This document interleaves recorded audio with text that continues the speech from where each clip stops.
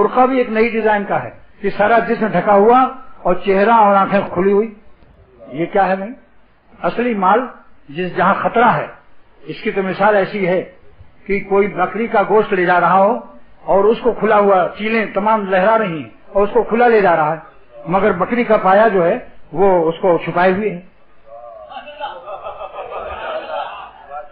بتاؤ یہ گوشت جو ہے، چیلیں اس پر حملہ کریں گی، یہ پایا اٹھائیں گی، پایا تو ان کے منہ میں بھی نہ آئے گا.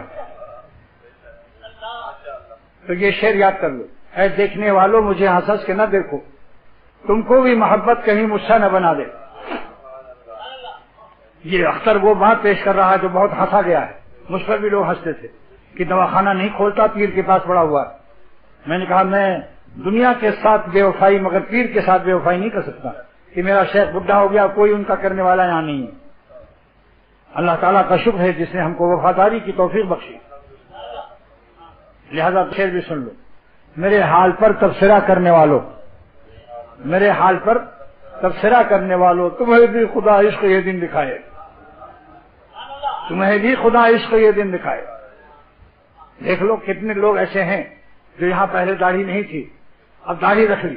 ان پر قرآن شریف رکھ کر پوچھو کہ داڑھی رکھنے کے بعد تم کو ذلت ملی ہے عزت؟